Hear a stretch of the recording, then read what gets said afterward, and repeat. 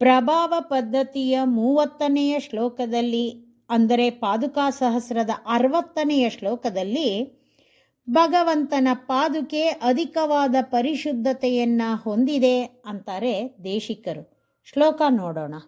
ಜಗಜ್ಜನನ ರಕ್ಷಣ ಕ್ಷಪಣ ಸಂಗಿನೋ ರಂಗಿಣಃ ಪವಿತ್ರತಮ ಮಾದ್ರಿಯೇ ಭಗವತ ಪದತ್ರದ್ವಯಂ ಶಿವತ್ವಕರಣಕ್ಷಮತ್ರಿದಿವ ಸಿಂಧು ಸಂಬಂಧಿನಂ ಪ್ರಧಾವ್ಯ ಚರಣಂ ನಿಜಂ ಪ್ರಣಿದಧಾತಿ ಯತ್ರ ಪ್ರಭುಃ. ಜಗತ್ ಲೋಕಗಳ ಜನನ ಸೃಷ್ಟಿ ಕಾರ್ಯವೇನು, ರಕ್ಷಣೆ ಮಾಡುವುದೇನು, ಕ್ಷಪಣ ಸಂಹಾರ ಮಾಡುವುದೇನು, ಇವುಗಳೆಲ್ಲಿನ ಸಂಗಿನಃ ಆಸೆಯುಳ್ಳವರಾಗಿಯೂ ಭಗವತಃ ಜ್ಞಾನ ಶಕ್ತಿ ಬಲ ಐಶ್ವರ್ಯ ವೀರ್ಯ ತೇಜಸ್ಸು ಎಂಬ 6 ಗುಣಗಳಿಂದ ಕೂಡಿರುವ ರಂಗಿಣಃ ಶ್ರೀರಂಗನಾಥನ ಪವಿತ್ರತಮಂ ಅತ್ಯಂತ ಪರಿಶುದ್ಧವಾಗಿರುವ ಪದತ್ರದ್ವಯಂ 2 ಪಾದುಕೆಗಳನ್ನು ಆದ್ರಿಯೇ ಆಧರಿಸುತ್ತೇನೆ.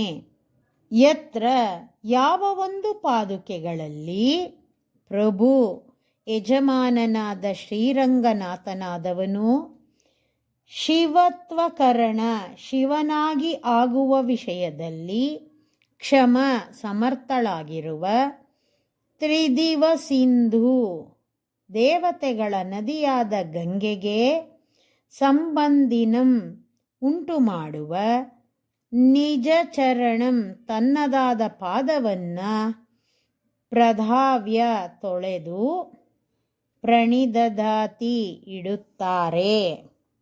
ಭಗವಂತನು ತ್ರಿವಿಕ್ರಮಾವತಾರವನ್ನು ಮಾಡಿದಾಗ ಬ್ರಹ್ಮಲೋಕಕ್ಕೆ ಒಂದು ಪಾದ ಹೋಗುತ್ತೆ. ಹಾಗೆ ಬ್ರಹ್ಮಲೋಕಕ್ಕೆ ಹೋದ ಪಾದವನ್ನು ಆ ಬ್ರಹ್ಮನು ತೊಳೆಯುವ ಮೂಲಕ ಆ ಪಾದದಲ್ಲಿ ತೀರ್ಥವನ್ನು ಸೇರಿಸ್ತಾನೆ. ಆ ತೀರ್ಥಕ್ಕೆ ಗಂಗೆ ಅಂತ ಹೆಸರು. ಮಂಗಳ ಎಂಬ ಹೆಸರನ್ನು ಪಡೆದಿರುವ ಶಿವನು ಆ ಗಂಗೆಯನ್ನು ತನ್ನ ತಲೆಯ ಮೇಲೆ ಧರಿಸ್ತಾನೆ. ಹೆಸರಿನಲ್ಲಿ ಮಂಗಳ ಅಂತ ಇದ್ದರೂ ಶಿವನಲ್ಲಿ ಯಾವ ಮಂಗಳಕರವಾದ ವಸ್ತುನೂ ಇರಲಿಲ್ಲ. ಭಗವಂತನ ಶ್ರೀಪಾದ ತೀರ್ಥವನ್ನು ತಲೆಯಲ್ಲಿ ಧರಿಸಿದ ಮೇಲೆ ಪರಿಶುದ್ಧನಾಗಿ ಮಂಗಳ ಅನ್ನೋದು ನಿಜವಾಗಿಬಿಡ್ತು.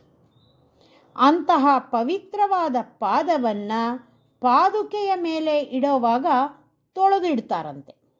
ಅಂದರೆ ಪಾದುಕೆ ಪಾದಕ್ಕಿಂತಲೂ ಪರಿಶುದ್ಧವಾಗಿದೆ ಅಂತ ಆಯಿತು. ಪಾದದಲ್ಲಿ ಯಾವುದಾದ್ರೂ ಧೂಳುಗಳು ಇರಬಹುದು ಅಂತ ಪಾದುಕೆ ಧರಿಸುವಾಗ ತೊಳೆದುಕೊಂಡು ಧರಿಸೋದು ವಾಡಿಕೆ. ಭಗವಂತನಿಗೆ ದೇವತಾಂತರಗಳಲ್ಲಿ ಸಂಬಂಧ ಇದೆ. ಆದರೆ ಆಳ್ವಾರ್ ಆಚಾರ್ಯರುಗಳು ದೇವತಾಂತರಗಳನ್ನು ಕಣ್ಣೆತ್ತಿಯೂ ನೋಡೋದಿಲ್ಲ ಅನ್ನೋದು ಈ ಶ್ಲೋಕದ ಗೂಢಾರ್ಥ. ಶ್ರೀಮತೆ ನಿಗಮಾಂತ ಮಹಾದೇಶಿಕಾಯ ನಮಃ.